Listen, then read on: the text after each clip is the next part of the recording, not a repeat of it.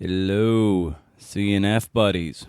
It's the Creative Nonfiction Podcast, the show where I speak with the world's best artists about creating works of nonfiction. We're talking journalists, essayists, memoirists, radio producers, and documentary filmmakers, and how you can use their tools of mastery and apply it to your own work. Cue the riff. You are in for a treat. Well, let's face it, you've always been in for a treat every week, but this week, you're in for an Easter basket in a Halloween sack, all rolled into one verifiably true candy locker. It's New York Times best-selling author of Rin Tin Tin, The Orchid Thief, which was made into a movie adaptation, Saturday Night, My Kind of Place, The Bullfighter Checks Her Makeup, and the children's book, Lazy Little Loafers. Who's this? It's Susan Orlean. She's a staff writer for The New Yorker. You can find her full archive in the show notes. And she came by the podcast to share her wisdom and experiences from her career writing deeply reported features, something she had wanted to do from a very, very young age. You can find Susan online at Susan Orlean on Twitter, and visit her website, susanorlean.com. What are some takeaways? Susan talks about always having an audience in mind, and this was something that wasn't just naturally ingrained in her at a very young age. Having supreme focus and needing to see yourself as a business person if you plan on doing this type of work, and that it's actually freeing, not stifling, in order to do the kind of work that excites you and feeds your ambitions.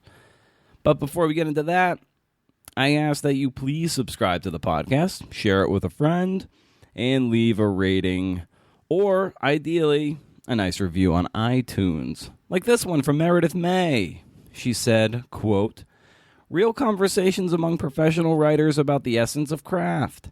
A behind-the-scenes look at the way stories come together, from inception to publication, that doesn't shy away from the truth about the difficulties and triumphs of making a living from words. One of the hardest concepts for my podcasting students to grasp is how to differentiate between a story and a topic. This podcast helps them find that X factor that makes a story sing." End quote. Wow. Shout out to that 5-star review. If you leave one, I might just read it on the air. It's time for the show. Episode 61 with Susan Orlean. Thanks for listening.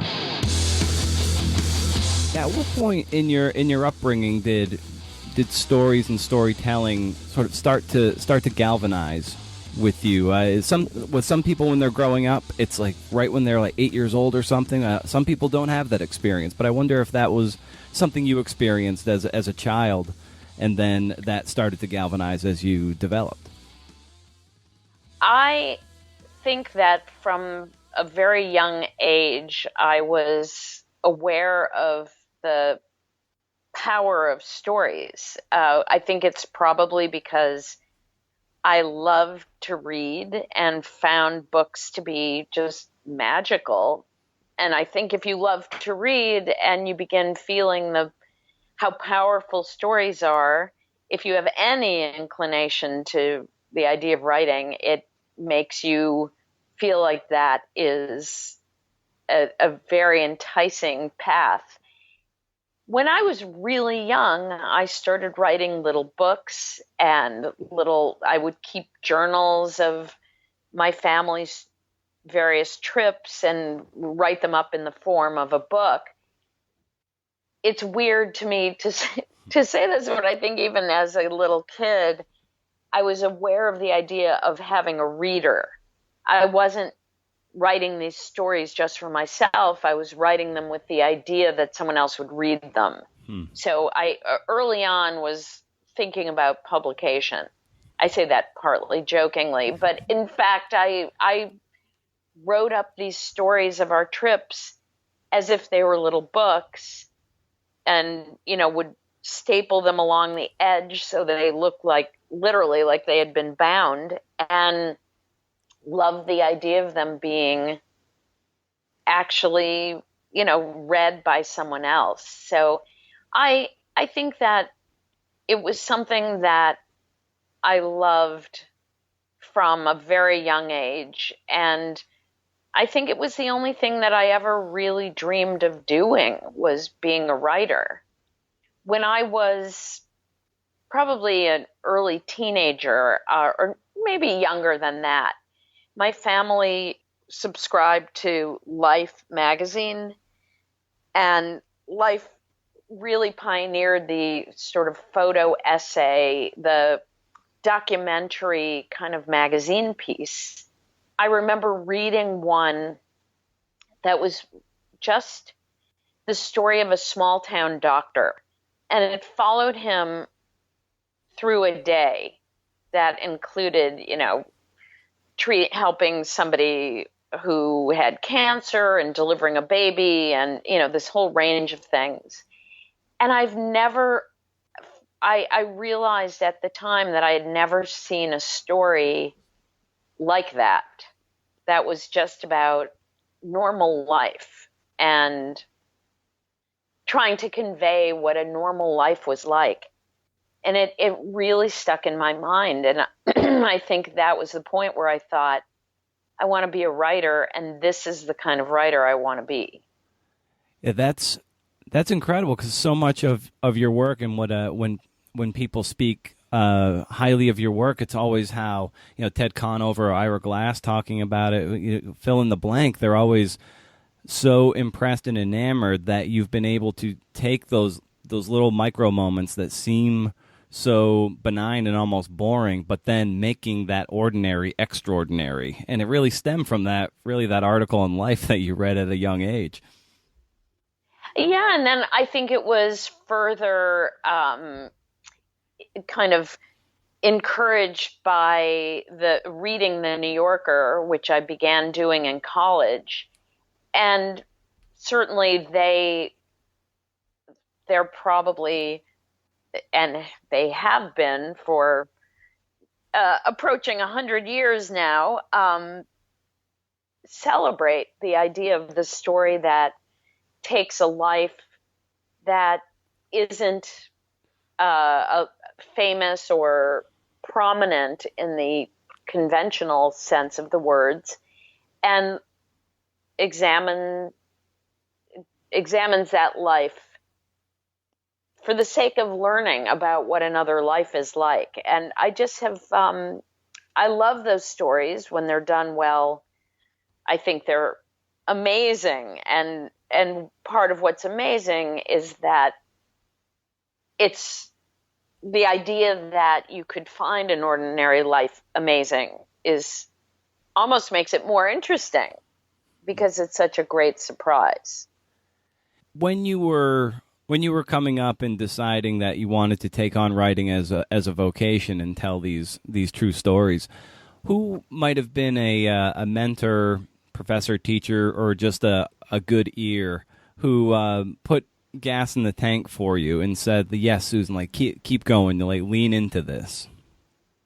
I was always really encouraged by, I had a series of wonderful English teachers when I was in high school who made me feel that I had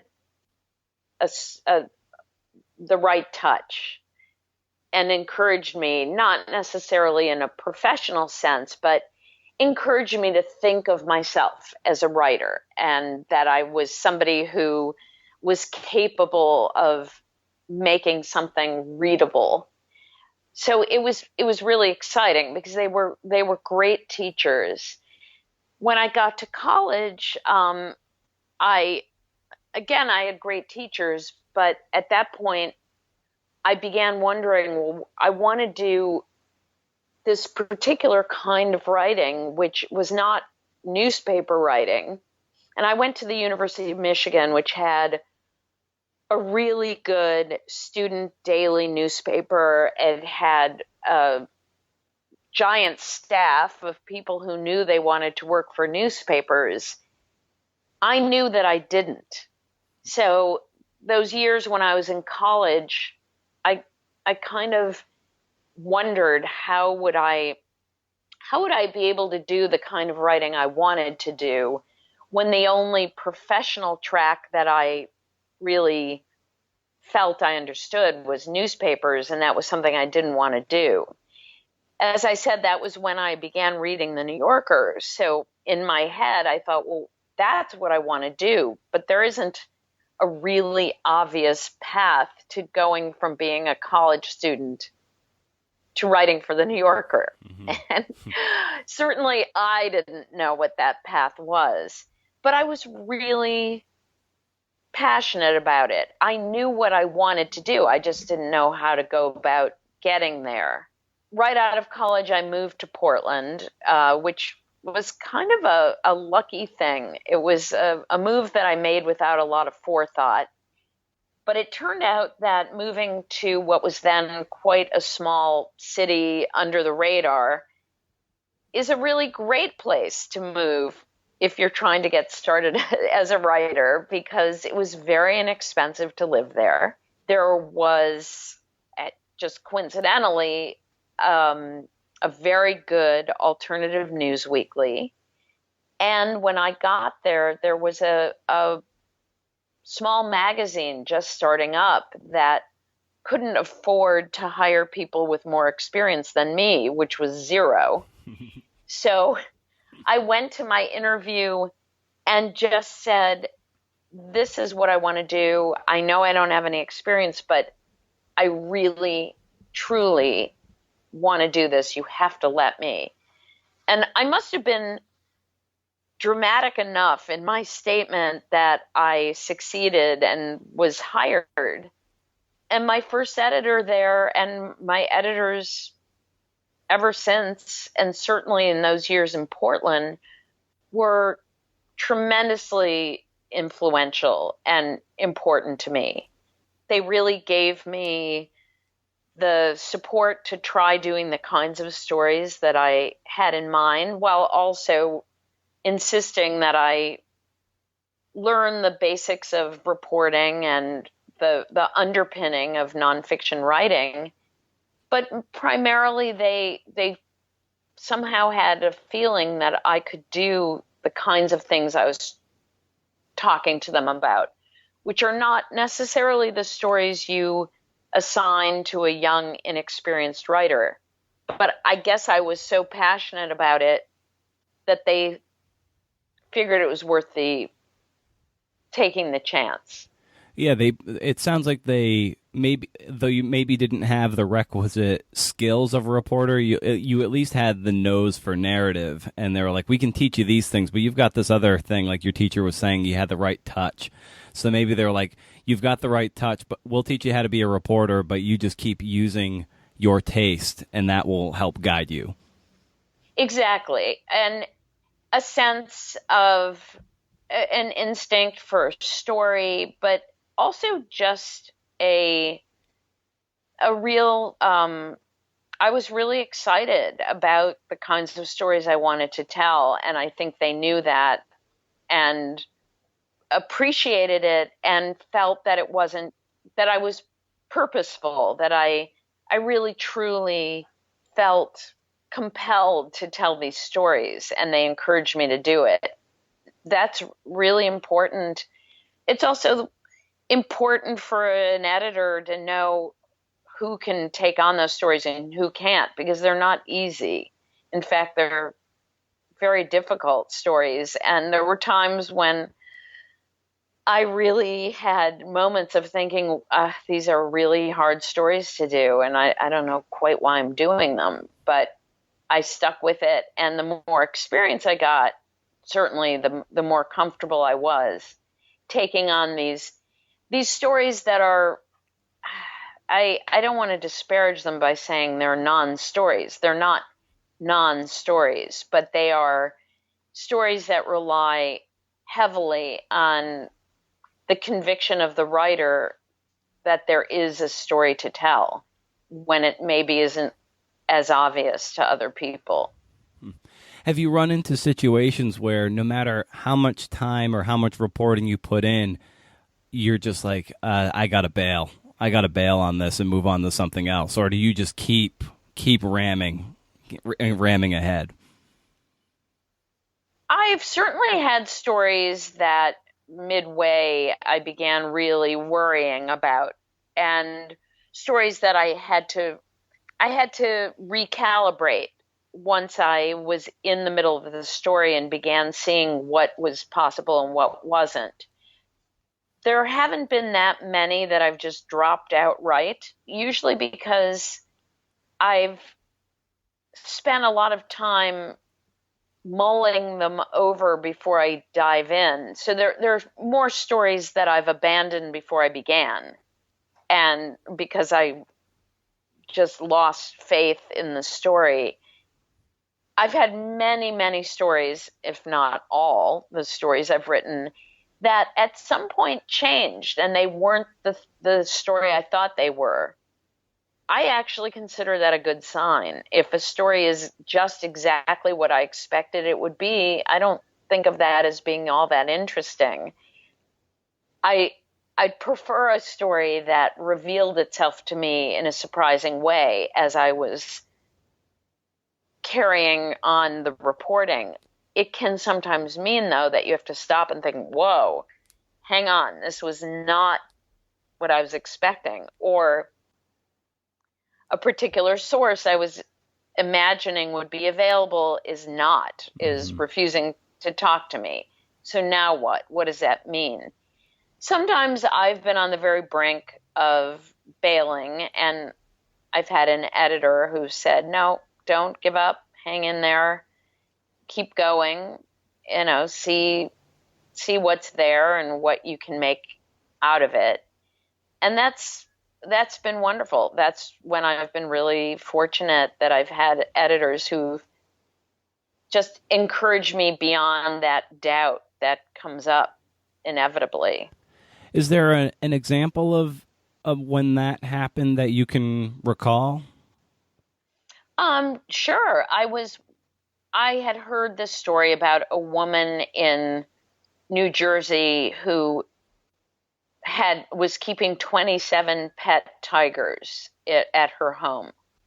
And there was, of course, a bit of a legal backlash, and she was in the middle of some proceedings to get the tigers taken away. And it was, obviously the kind of story that you think, oh my God, I've got to write about this.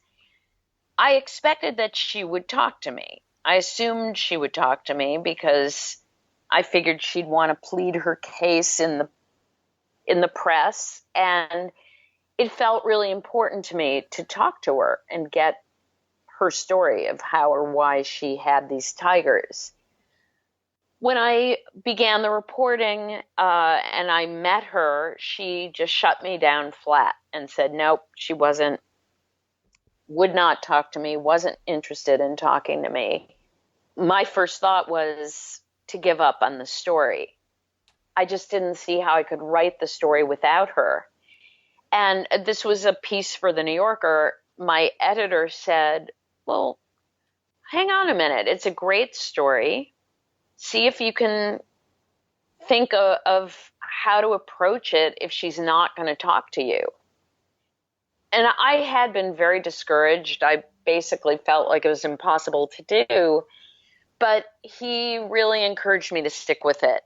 So I thought, all right, I have to be a little more resourceful and figure out how can I tell this story without her talking to me, and also how can I take that as an asset rather than a liability? How can I look at her refusal to talk to me as relevant to the story? And of course it was. She felt really beleaguered. She felt the press was against her. She was quite paranoid, and frankly, it's not that I'm glad she didn't talk to me, but the fact that she didn't talk to me made sense the more I came to know about her. And I basically had to gather her story from court records, from people around her, from any other sources that I could. It ended up being, I think, a really successful story. And The fact that she never spoke to me, I wouldn't say it was a better outcome, but it was an outcome that felt actually logical given who she was and her state of mind.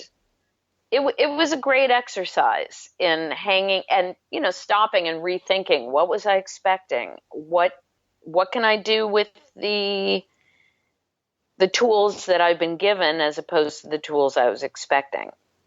That's a killer example. It's like if you want to write a profile about the sun, you're better off interviewing all the planets around, orbiting it, and not getting too close to that central figure. And you actually find that you probably was a lot more enlightening and surprised you in a lot of ways, and turned out to be a better story in the end. I certainly think that it was a successful story. It would have been a different story if she had talked to me. So I feel like anytime someone doesn't talk to you and you have to work around it, you're using your ingenuity to create a story in spite of missing a certain puzzle piece. I was really happy with how it turned out. It would have certainly been interesting to talk to her. So I would say it turned out really well, and I don't feel you read it thinking, well, wait, how about let's hear from her. There was a period of time where I saw a lot of stories published which were all about the failure to talk to the central subject of the story. And that's not the way that I would approach it, there was a famous story, I think it was a cover story in Esquire, that was supposed to be a profile of John Lennon, and he declined to talk to the reporter. So the story was all about trying to talk to John Lennon. And I think you can overdo that approach Right. About your failure as a reporter. This story, luckily, it wasn't a profile of her. It was a story about the situation that was certainly about her and about how she'd ended up having these tigers and why she had them, and how it was that the state of New Jersey had failed to monitor this over the years. So it wasn't a profile. The absence of a one-to-one conversation with her was, I could compensate in so many ways. Right. So when you got to Portland and you're starting to develop your chops, and you knew ultimately that you wanted to be writing for the New Yorker, or writing the types of stories that typically are published in the New Yorker, that style of narrative. What were the strategies that you were putting in place, knowing that you saw the lighthouse off in the distance? Like how were you saying, all right, what am I doing today that's ultimately feeding into that end goal? Did you have a playbook? When I was in Portland, you mean? Yeah, I guess that was, that being your first step towards, out of college, going to Portland and starting to write those kinds of stories, and you knew where you wanted to go. How were you starting to strategize, ultimately getting to the New Yorker? This is a story almost told better backwards, because some of the things I did leading to it weren't carefully thought out as much as they were kind of instinct and a sort of gut sense of how to advance myself, rather than having a game plan. I think I knew all along that I needed to start having stories published elsewhere besides just in the Portland papers. And I knew that I needed to begin making connections with editors elsewhere that would, give me assignments, and assignments that could build my resume. So it was nothing where I sat down and thought, all right, I've really got to start figuring out how to meet people, as much as it felt like this natural sense of advancement. I look back and realize that I had a gut. Somehow I had the wisdom of an entrepreneur. Maybe I won't say wisdom because it sort of gives me too much credit, but I had the instincts of an entrepreneur. I sensed how it just, these were natural moves that you'd make if you were in a relatively small city writing stories, but picturing advancing and writing for magazines in New York. It meant reaching out, introducing myself to people, thinking about stories that were taking place in Portland but might have a national audience. Then there were certain things that were just lucky breaks. In my second or third year in Portland, I got a phone call from someone who had grown up in Portland and had written a little bit for the paper I was working for at the time, he's an incredible writer, and he had moved on in his career and was a staff writer at Rolling Stone. He called me and said, I've been reading your stuff and I think you should write for Rolling Stone. This was like a bolt out of the blue. And it was incredibly lucky and a bit of serendipity, because had he not grown up in Portland, he certainly wouldn't have been looking at this local alternative news weekly, but it just so happened that he was. He liked my stuff and basically threw the door open for me. So out of the blue, I went from writing for a local alternative news weekly to publishing in Rolling Stone.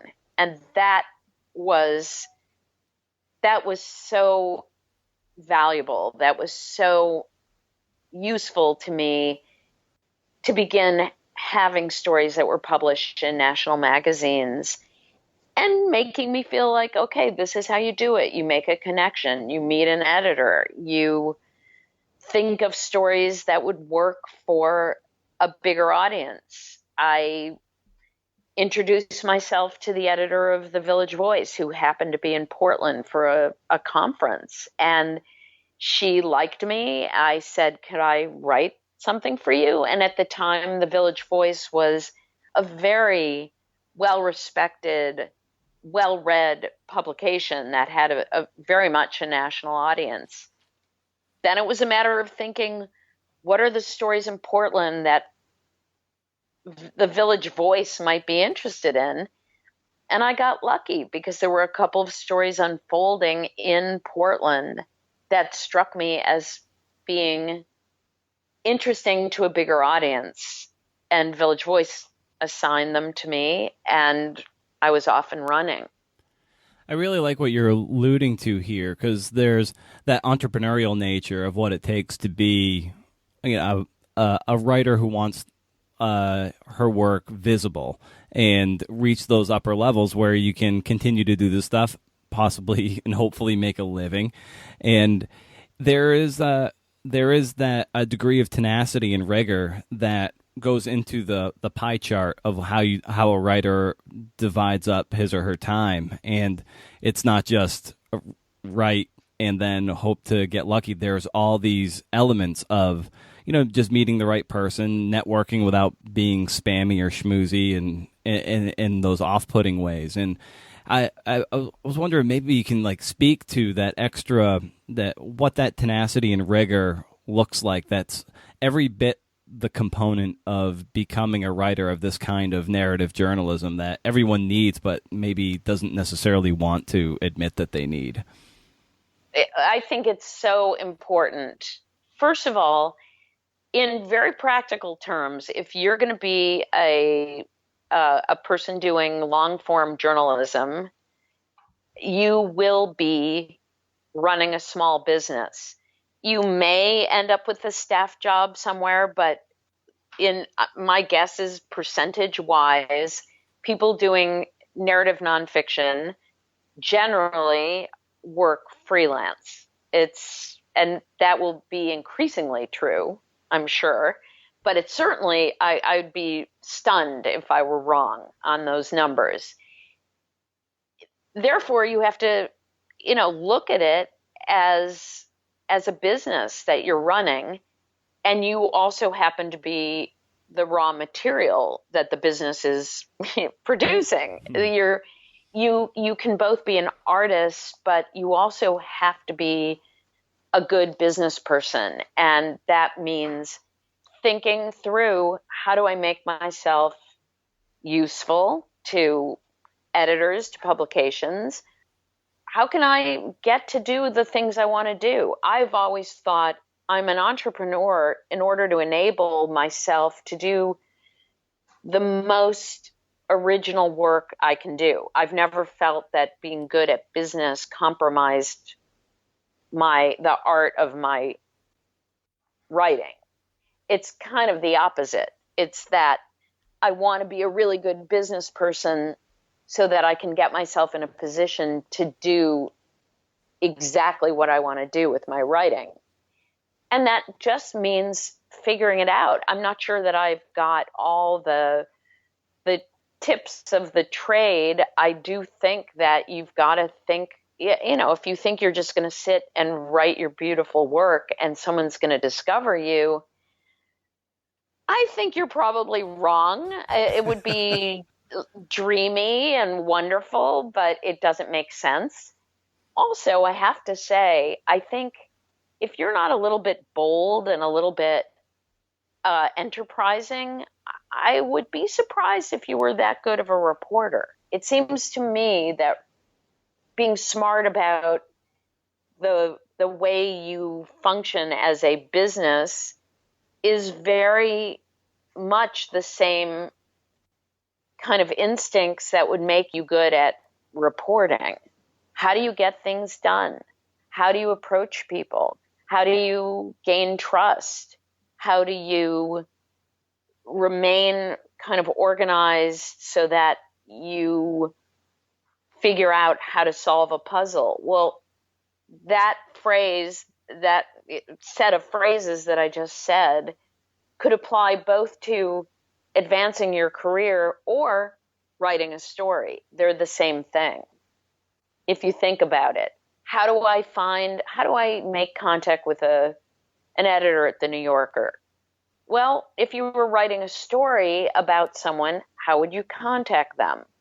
How would you introduce yourself? How would you gain their trust? It's really the same thing.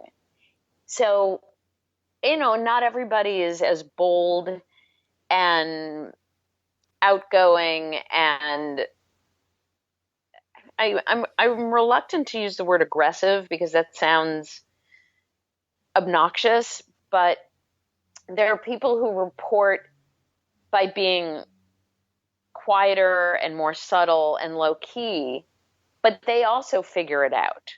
They figure out how to approach people. It may not be, making the cold call and just showing up on a doorstep. It may be figuring out who they know, who knows someone who can make an introduction. So I think that being a writer means the same things as approaching the business of being a writer. You use those same tools and those same that same sense of enterprise. Like, I really want to meet someone at the New Yorker. Yeah, some of it comes through luck, but all right, if it's not going to happen through luck, how can you make luck? How can you figure that out? And that to me is really important. It's a great skill for a writer, and it's an essential skill if you want to make a living as a writer. It seems like if you had a three-circled Venn diagram, it would be like supreme focus, ambition, along with patience. And if you're able to sort of get to that sweet spot, you should be able to crack into where you want to crack into. But some people want it instantly.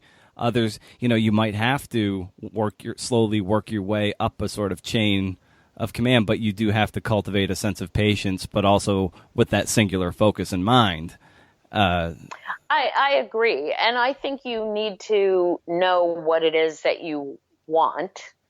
And, I look at a lot of things that have happened to me professionally that have been incredibly fortunate. I mean, that call from Rolling Stone, for instance, and a few chance encounters that turned out to be really valuable. But then I think, well, let me think a second here. Is it truly like a meteorite fell on my head, or is it that I got in a position to make lucky things possible? I would say that that's more true. I mean, I've had a lot of great fortune, but I positioned myself for the good fortune to happen. Also, I took advantage of it. And I mean, for instance, I was just recently in residence at a workshop for narrative nonfiction. There were 8 writers there. I was there more as a visitor, and people wrote really terrific pieces. Interestingly, only one of them approached me and asked me in a very polite and not obnoxious way if there were any way that I could recommend for her to approach the New Yorker. Now, there are many people who, not everybody there necessarily would have to have the New Yorker as their ultimate goal. Some people might have just thought, oh, that's really rude and I'm not going to do it. It wasn't, this woman approached me. It wasn't rude at all. And it was sensible. She has a chance to say, listen, you've heard part of my piece. Would you be willing, if this isn't an imposition, to help me approach the New Yorker? And frankly, I thought, good for her. I mean, this is an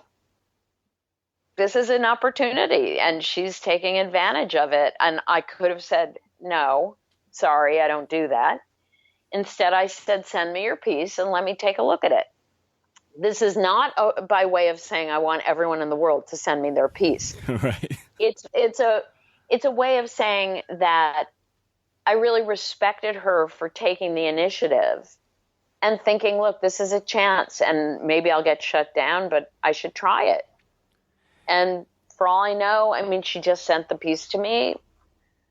I may not like it, or I may say, hey, this is terrific. Let me introduce you to my editor. So that's the way it works. That's the kind of business it is.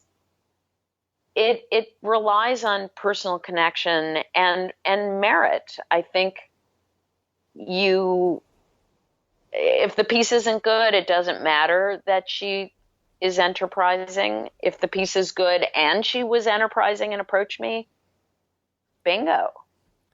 Yeah, you had said something in a creative nonfiction interview with Lee Gutkind that you were astonished by a lack of ambition and savvy about going about cultivating a writing career, and that what that woman illustrated by coming up to you is a little bit of that. I mean, what was the worst thing you could have said was no, but at least she took that shot. And that's some of that ambition and a little savvy. I mean, she was probably thinking, all right, I'm going to approach her with some tact. But, if this goes well, wow, I might have a big foot in the door. Right. And, you're right. The worst thing that could have happened is I could have said, that's really rude, no. But I can't imagine, to be honest, I can't imagine that anybody in my position would be offended or shocked or, you know, I mean, I was there. It was a writing workshop. It's not like she approached me while I was sitting and having a beer on vacation with my family and Hmm. stuck her story under my nose. It was completely appropriate to the moment. And the worst thing would have been for me to say, "Hey, look, I'm sorry. I don't feel comfortable funneling things to the magazine." So what's the harm in that? I mean, she was incredibly polite, and it was absolutely appropriate to ask. And certainly, if she worried that everyone there had come and done the same thing, well, even so, like I'm a grown up, and if I was offended or annoyed by it, I would have been able to handle it, and I would have just said, "Hey, sorry, everybody's asked me, and I just can't do it." So you have to, of course, be respectful and tactful and appreciative of not putting people on the spot, but certainly, I mean, I'm not an editor. If someone is an editor, you should go on the assumption that they are always looking for good writers and that you're not that that's part of their job, is to look for writers and good writing. So I mean, with me it's a little bit different because that's not really what I do, but it makes perfect sense. And if I see some work that I think is great, I'd love to pass it along to the magazine. When I was speaking with Bronwyn Dickey, who wrote the great book Pitbull, Battle of American Icon, I told her I was going to be speaking with you. I was like, oh, what? Because she had brought you up when she was talking about. I was asking her about research and when she knew she was done because she did so much research. Something you're very familiar with. And she said, well, Yeah. yeah, and she's like, oh, she's like, I take the tact of what Susan Orlean says when I knew when I was done when I saw myself coming the other way. How would Oh, you? that's inspiring to hear that she um, had registered that notion from me, because it's a weird thing and people ask it all the time, because the fact is that in a way you're never done. I mean, there's no moment at which you've perfected every bit of reporting. So there has to be some way of thinking, I've got enough. Yeah, yeah, and she wanted me to extend to she said like I love hearing stories about things that did not go well. Stories killed, abandoned subjects, jerk sources, big mistakes, hard lessons. And I wonder, I would extend that to you. Like, what were some of those things and stories that you were reporting that didn't go well? Those stories killed, abandoned subjects, just dealing with jerks, and the lessons that you've learned over the course of your reporting and your career. It is just the nature of the beast that this is a very um, kind of ramshackle profession that is held together with spit and glue and band-aids occasionally.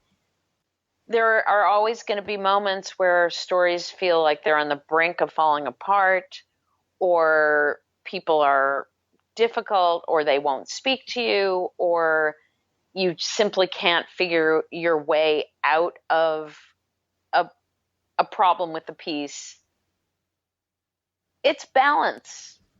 Those things are exactly what they are. They're unpleasant and disappointing and discouraging, and they don't go away. They're just balanced by the mirror opposite, the person who you call with dread, assuming that they're not going to talk to you or be hostile, and instead they're just happy to talk and are far more open than you imagined and funny and articulate. Stories that bloom because there's just so much more than you even imagined, that you discover that the story is really multidimensional and complex and fascinating. You just have to keep rolling with it. And I haven't had that many people that I've interviewed who were jerks.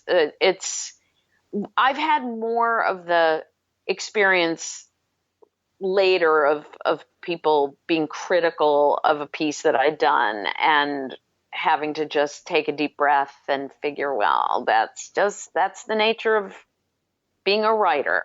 Not everybody's going to love everything. I have, as I said, I've had a lot of story ideas that were half baked, and then I just abandoned them out of a sort of feeling that they were not going to be quite what I had hoped. Usually that's something where it either happens in my head or I do the initial phone call and hang up and just think, I can look down the road a month from now and feel like I'll be really unhappy doing this story. So get out now. I remember a few years ago, it was the Power of Narrative conference in Boston, and at BU, and you gave a nice, wonderful keynote or speech, and it was after a session where things got like pretty grim and bleak. Like it was, a lot of working reporters and writers out there, just grinding, and everyone, the attitude and tone of the room was like. It was, like I said, it was kind of grim.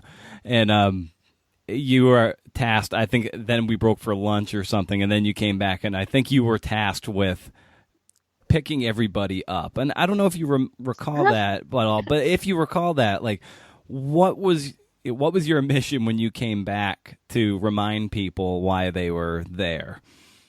I don't remember exactly the exchange, but this was the conference, if I remember correctly. It took place at a really dark moment in the journalism world, where papers were closing left and right and magazines were shedding staff, and it just felt like free fall. I always think about the most telling sign of that period was that there was a Twitter account called "The Media is Dying," and every day just posted statistics on what newspaper had laid off how many people, and it was awful. I wasn't employed in a way where I would be laid off because I don't have a job in those terms. But, publishers were merging and book contracts were being canceled. It was terrible. And there's no way around it. There's been a contraction in the business of publishing that it's been, at the same time, easier than ever to get published, harder than ever to get paid for it. There are going to be a certain number of people who, in a more robust moment in the journalism world, might have a staff job somewhere or might have a successful freelance career that will no longer be doing it. They will have left to do something else, marketing or PR or go back to school and become a anesthesiologist, whatever. That, there, again, I don't have numbers for this, but my guess is that there are far fewer people who have staff jobs at newspapers or magazines now. So it's a grim thing, but number one, if you've hung in there, I think it's important to take a deep breath and turn your attention away a little bit from, first of all, I think we've seen that level out. I think the worst of it has passed, and it's kind of been a big shakeout. But if you're choosing to stay in this line of work, and if you're lucky enough to be making a living at doing it, you really have to, I think you need to not dwell on that grimness. And I don't think I'm not a Pollyanna. I don't think just writing a great story is enough and you'll be found, a laser beam will seek you out and you'll be given lots of money. But books are still being published, magazines are still being published, newspapers are still being published. There is still a desire for stories and a willingness, maybe not as much as we'd like, but there is still a willingness to pay for those good stories. And it's maybe more than ever something that you're very fortunate to do if you do it for your living. It's a kind of wonderful thing to be able to decide you want to learn about something and then write about it and see it published. I do not discount the fact that it is not easy to figure out how to make this work financially. I think I used to think, well, if you're good, it'll work. It'll just fall into place for you. I think it's a little harder now, but this is the world we live in, so you just have to kind of dive in and think, all right, I've got to make this work and figure it out. And because I love what I do and it's important to me to do it, and I feel like I should do this and I need to do it. When you're in writer mode, whether it's book or a long magazine story, what does your routine typically look like as you're approaching the work itself?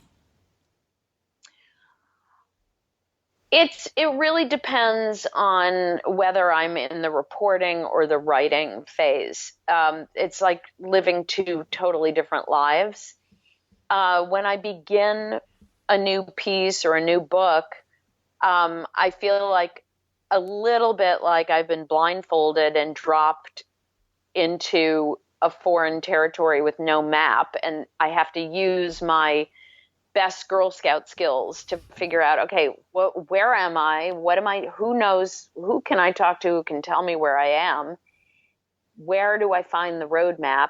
What am I looking for? I mean, what is this? So my typical day can involve going to a library, making phone calls. It's sort of all over the place, just in the beginning. And then as I begin to know a little bit more, I tend to have tasks that I assign myself as I begin knowing what I'm trying to figure out. So the days can be, a lot of time out, depending on, where the material is that I'm looking for. When it comes to writing, it's a completely solitary undertaking. I do a lot of, I take notes by hand. So there's a long stretch of time where I'm typing notes, and then reviewing the typed notes and correcting or rather highlighting the things that I begin to see as being important. So there's lots of paper shuffling and moving material around and looking at it and reading it again. And I do all my reporting before I do my writing. So it's the first time that I'll be sitting down and actually starting to put my fingers on my keyboard. And what part of that process do you feel most alive and most engaged? Wow, that's a good question. It's so different because when I'm reporting, there are lots of times when I feel just totally lost. I don't know what I'm looking for. So there's a a it's a strange feeling. It's almost like rummaging through a refrigerator when you're hungry, but you don't really know what you feel like eating. And it's like there's lots of stuff there, but you're just not really sure what you're even looking for. So it can be very stimulating and, kind of like a survival game. It can also be a little bit numbing. I mean, there are times where I wake up and think, I don't even really know what I should be doing today to try to advance this story.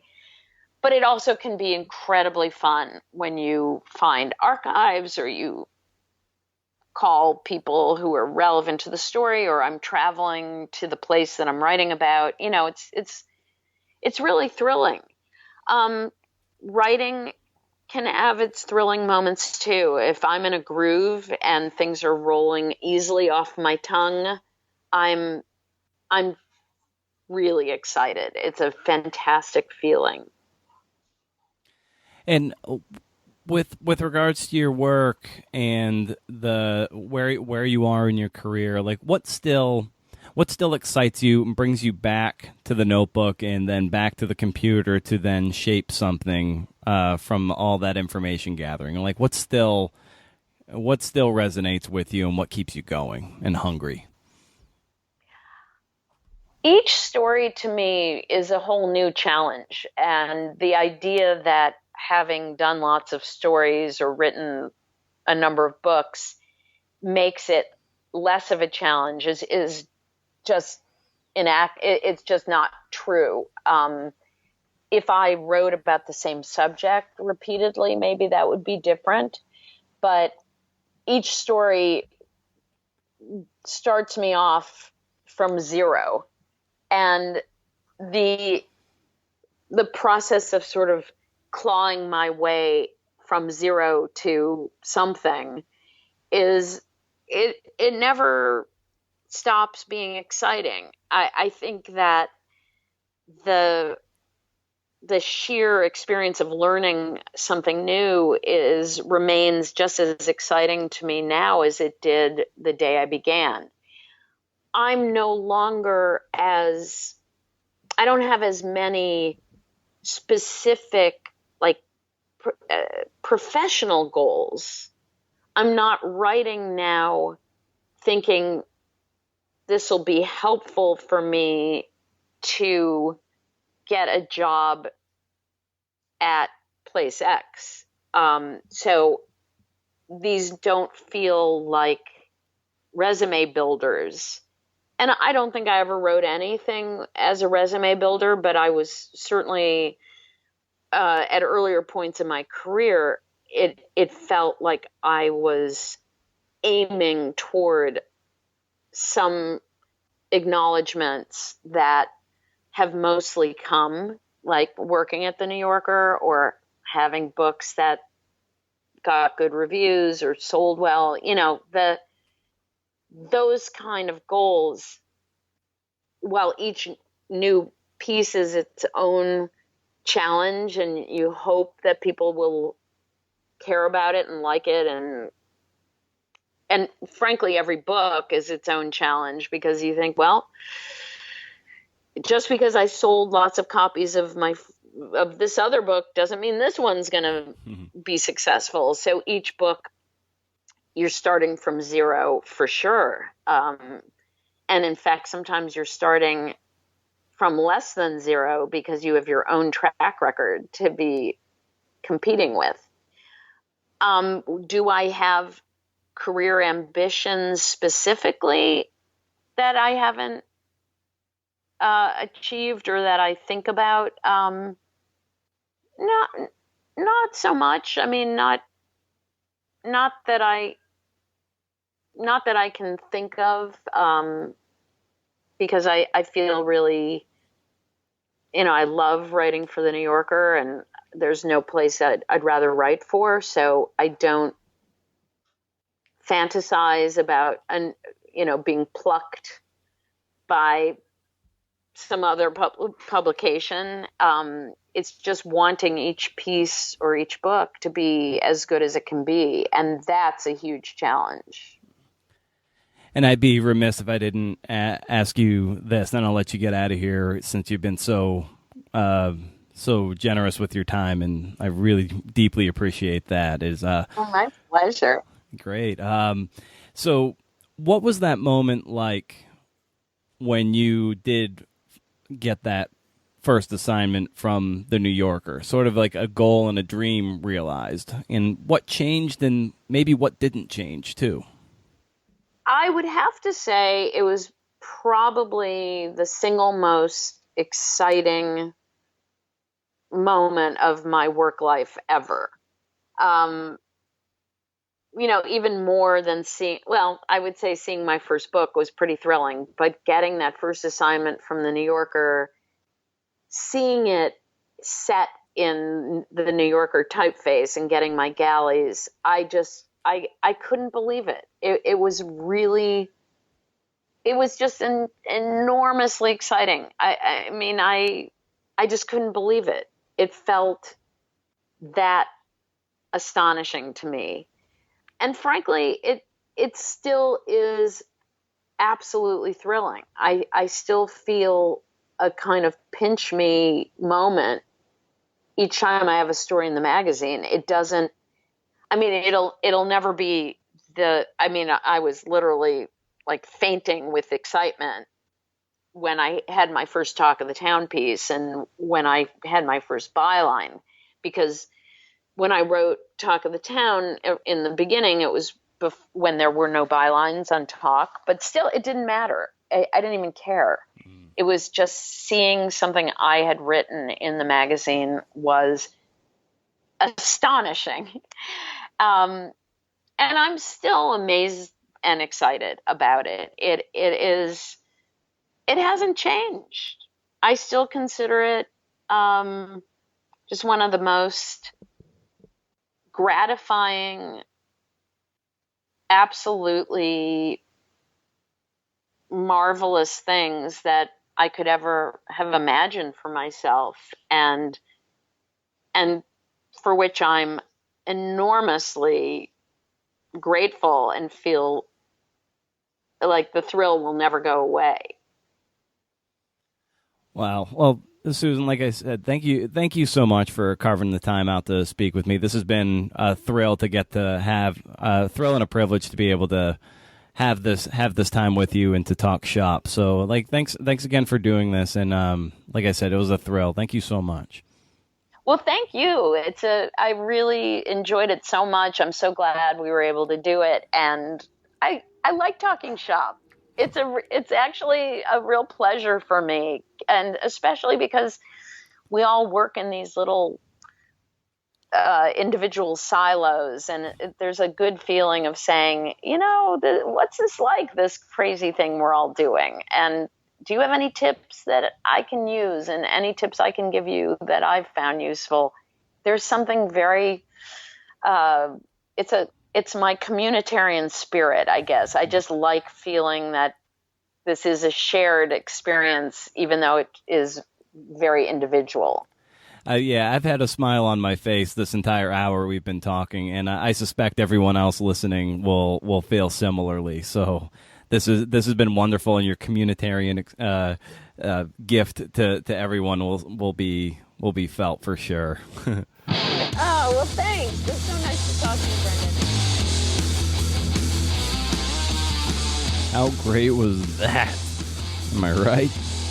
Big thanks to Susan Orlean at Susan Orlean on Twitter for carving out time in her schedule to come by and talk shop. I had a ton of fun, and I hope you did too.